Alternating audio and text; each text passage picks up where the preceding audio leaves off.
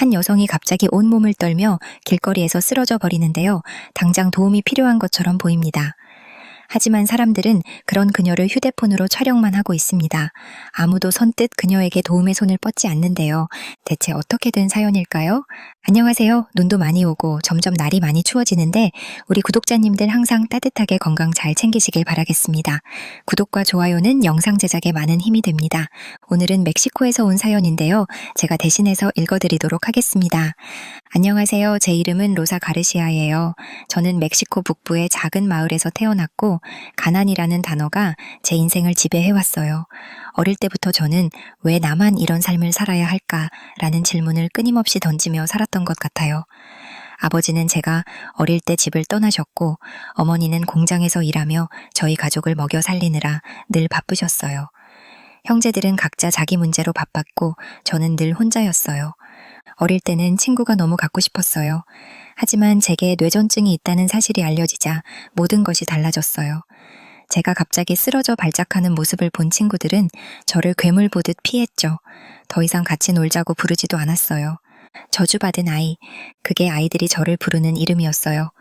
처음에는 그 말이 너무 아프고 속상했지만 시간이 지나면서는 그냥 참고 견디는 게 익숙해졌어요. 학교에서도 친구들의 비웃음과 외면을 감당하는 것이 너무 힘들어서 결국 학교를 그만둘 수밖에 없었어요. 솔직히 말하면 가족에게도 저는 짐처럼 느껴졌어요. 어머니는 저를 사랑하긴 했겠지만 제가 발작을 일으키거나 쓰러질 때마다 깊은 한숨을 쉬면서 로사, 네가 왜 이렇게 힘들게 하니? 라고 말하곤 했어요. 형제들은 저를 거들떠보지도 않았고 제가 아파도 각자 할 일에 바빴어요. 저는 가족들에게도 소중한 존재가 아니라 그냥 문제아일 뿐이라는 느낌을 항상 받았어요. 제 병은 약물 치료를 해야 했지만 약값은 너무 비쌌어요. 가끔 약을 못 먹게 되면 발작이 더 자주 찾아왔어요. 한 번은 혼자 마을 시장에 갔다가 발작을 일으켰는데 길 한가운데 쓰러진 제 모습을 보고 사람들이 피하거나 멀리서 쳐다보기만 했어요. 어떤 아이들은 제 발작하는 모습을 웃으며 휴대폰으로 찍기까지 했죠. 저는 땅바닥에 쓰러져 있는데 아무도 도와주지 않았어요. 사람들이 저를 구경하듯 쳐다보는 시선이 너무 아팠어요. 그날 저는 혼자 겨우 몸을 일으켜 집으로 돌아왔지만 마음은 완전히 무너졌어요. 나는 세상에서 정말 쓸모없는 존재인가 라는 생각이 저를 놓아주질 않았어요. 이런 삶이 얼마나 계속됐는지 모르겠어요. 매일 같은 방 안에서 갇혀 사는 것 같았어요. 그렇게 우울과 외로움 속에 살던 어느 날 먼 곳에 사는 사촌이 저를 중국으로 초대한다는 소식을 들었어요. 거기서 답답하게 살지 말고 나한테 와서 며칠 쉬다 가라는 사촌의 말을 듣는 순간 저는 그 제안에 매달리고 싶었어요. 하지만 제 마음속 한편에서는 두려움도 있었습니다. 내 병 때문에 또 다른 곳에서 문제를 일으키면 어떡하지? 라는 생각이 떠나질 않았어요. 어머니는 처음에는 반대하셨지만 결국 그래 로사, 잠깐이라도 바람 쐬고 와라 라며 허락하셨어요. 저는 중국으로 떠나면서 스스로에게 다짐했어요. 이 여행이 내 삶을 바꿀 마지막 기회일지도 몰라. 만약 이것마저 실패한다면 더 이상 희망은 없을 거야. 그렇게 저는 작은 희망을 품고 새로운 세상을 마주하러 떠났습니다. 중국행 비행기에 오르기 전 저는 설레는 마음과 걱정이 반씩 섞여 있었어요. 이 여행이 내 삶을 바꿔줄 수도 있다는 기대감과 또 다른 실망을 안게 될지도 모른다는 두려움이 교차했죠. 하지만 어쨌든 떠나지 않으면 아무것도 바뀌지 않을 거라는 생각이 저를 움직이게 했어요. 비행기에서 내린 저는 사촌을 만나는 순간 조금 안심이 됐어요. 어릴 때부터 사촌은 늘 따뜻한 사람이었거든요. 제가 어릴 적 친구들에게 놀림을 받을 때마다 사촌은 항상 저를 감싸주며 로사, 넌 특별한 사람이야. 누구보다 강하고 아름다워. 라고 말해주곤 했어요. 그래서 저는 사촌이 사는 중국에서 잠시라도 평온함을 찾을 수 있을 거라고 생각했어요. 하지만 그녀의 표정을 보는 순간 그 생각이 흔들리기 시작했어요. 제가 알던 사촌의 밝은 모습은 온데간데 없었고 대신 어딘가 불안하고 지친 눈빛을 하고 있더라고요. 처음에는 그냥 피곤해서 그런가 싶었어요. 하지만 며칠 동안 함께 지내면서 알게 된 사실은 사촌은 변해도 너무 많이 변했다는 것이었죠. 저는 사촌에게 요즘 어떻게 지내? 라고 물어봤어요. 사촌은 잠시 뜸을 들이다가 대답했어요. 로사, 솔직히 말하면 여기가 내가 생각했던 만큼 좋진 않아. 사촌은 중국에서 처음 정착했을 때는 사람들도 친절하고 기회가 많아 보였다고 했어요. 하지만 시간이 지날수록 주변 사람들의 행동에서 따뜻함보다는 차가움을 느끼게 됐다고 했죠. 특히 사촌은 이웃과 동료들이 너무 계산적이고 남의 약점을 이용하려는 경우가 많다고 느꼈다고 했어요. 여기 사람들은 겉으론 친절한 척하지만 속으로는 전혀 그렇지 않아. 내가 그걸 깨닫는데 꽤 오랜 시간이 걸렸어. 그래서 이제는 누구도 쉽게 믿지 못하게 됐어. 사촌의 말투는 예전과 달랐어요. 자신감이 넘치던 사촌은 이제 의심과 불안으로 가득 차 있었죠. 하루는 사촌과 함께 슈퍼마켓에 갔을 때였어요. 저는 다른 곳에서 사왔던 음료수를 마시고 있었는데 사촌이 갑자기 제 팔을 붙잡더니 음료수를 다 마시거나 반드시 안 보이도록 가방에 넣으라고 하더군요. 당황한 저는 왜 그러냐고 물었죠. 네가 지금 반쯤 먹고 있는 그 음료수를 마트에서 먹었다고 하면서 돈을 청구할 거야. 애초에 그런 일이 없도록 아예 먹고 들어가거나 안 보이게 가방에 넣어두는 게 좋아. 저는 그 말을 듣고 깜짝 놀랐어요. 제가 알던 사촌은 이런 사람 아니었거든요. 하지만 그녀의 불안은 실체가 있는 것처럼 보였어요. 그녀는 일상 속에서 사소한 일도 쉽게 지나치지 못했고 주변 사람들을 늘 경계하고 있었어요. 계산을 할 때는 반드시 그 자리에서 계산서와 거스름돈을 꼼꼼하게 확인했죠. 무언가를 사면서도 사기를 당하는 건 아닌지 끊임없이 의심했어요. 식당에서 음식을 먹을 때도 항상 주방 안을 유심히 살펴봤죠. 그날 밤 사촌은 저와 마주 앉아 이야기를 나누다가 조용히 고백했어요. 로사, 사실 난 여기가 날 바꿔버린 것 같아. 예전엔 사람들을 믿는 게 너무 당연했는데 이제는 그럴 수가 없어. 여긴 그런 곳이 아니야. 사촌은 일이 많아 바빴기 때문에 낮에는 저 혼자 시간을 보내야 했어요. 언젠가부터는 사촌의 말처럼 주변 사람들의 시선이 부담스럽게 느껴지기 시작했어요. 시장에 가면 사람들이 제가 잘 모르는 언어로 뭐라고 속닥거리며 웃는 것 같았고 낯선 도시에서 길을 걷는 것도 점점 불안해졌죠. 그렇게 불안감이 쌓이다 보니 어느 날 저는 길 한가운데서 또다시 발작을 일으키고 쓰러지고 말았어요. 주변에는 수많은 사람이 있었지만 그 누구도 저를 도와주지 않았어요.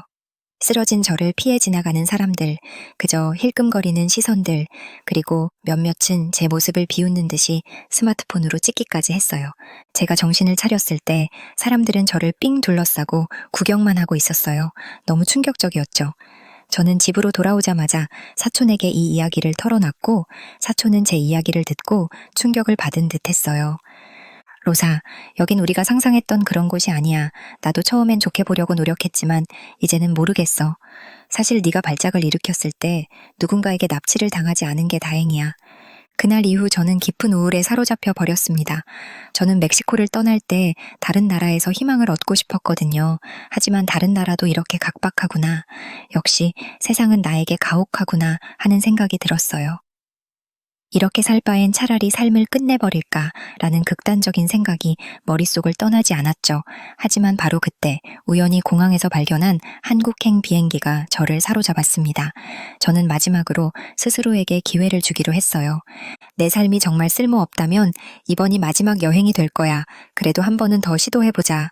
그렇게 저는 한국으로 떠나기로 결심했어요. 이곳에서는 어떤 일이 벌어질지 전혀 예상할 수 없었지만 그것이 제 삶을 바꾸는 시작이 될 줄은 그때는 몰랐죠. 한국에 도착한 순간부터 모든 것이 새로웠습니다.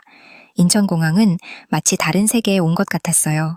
크고 현대적인 시설, 정돈된 분위기, 그리고 무엇보다 사람들의 친절함이 저를 놀라게 했습니다.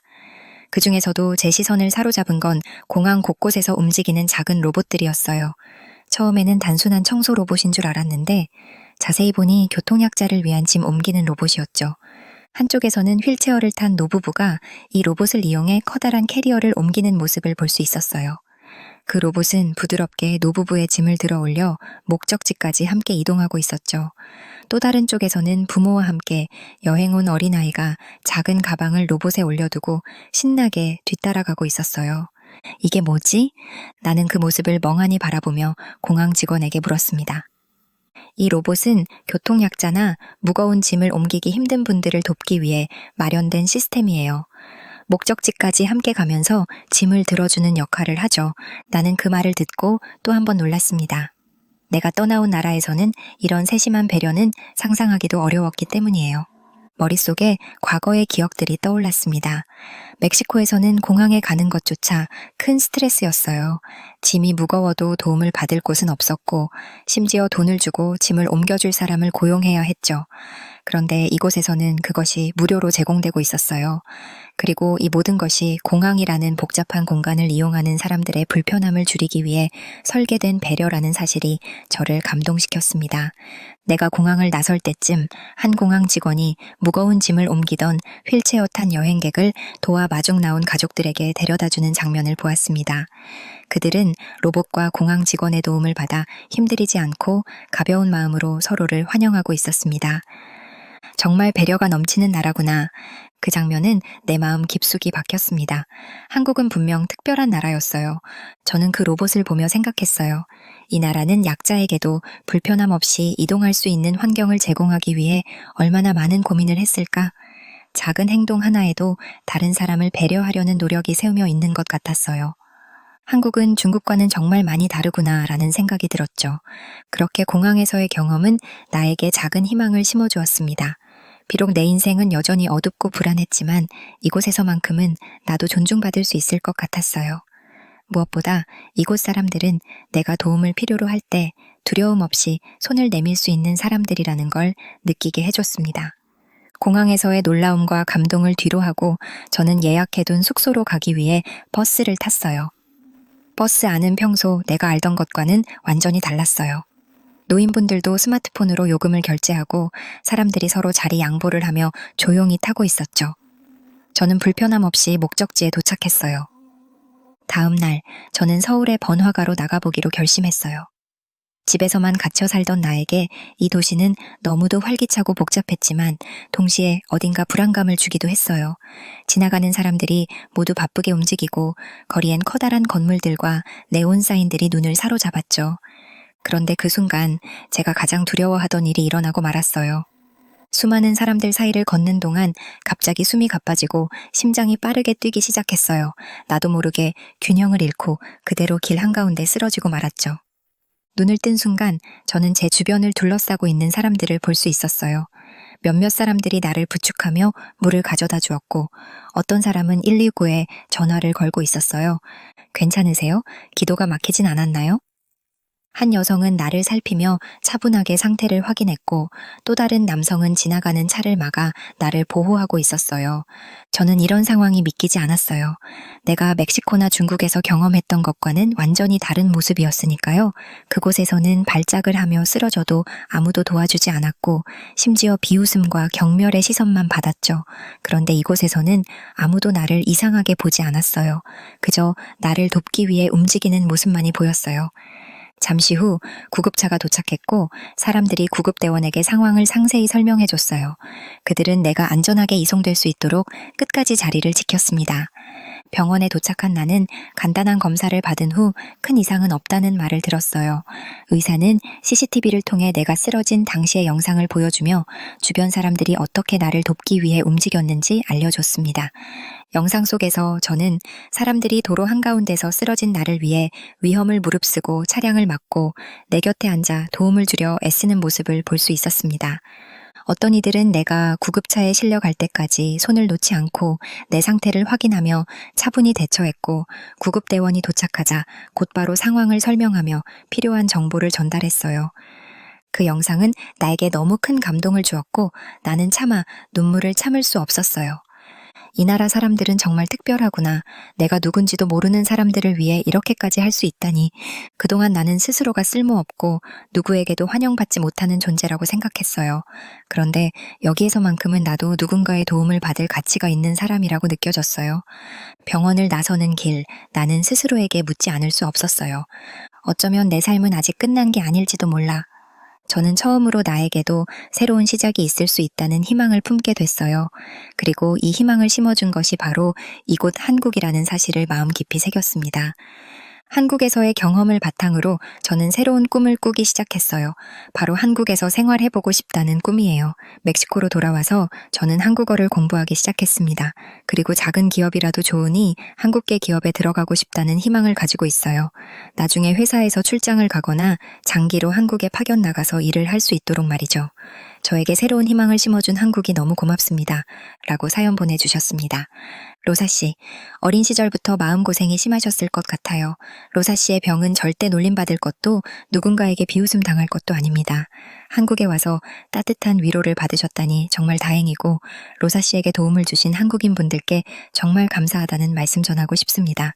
로사 씨의 사연 여러분들은 어떻게 들으셨나요? 여러분들의 다양한 의견 댓글로 남겨주세요. 오늘도 끝까지 시청해주신 구독자 여러분 정말 감사합니다. 항상 행복하고 따뜻한 하루 되세요. 저는 감동 주파수의 김희정이었습니다.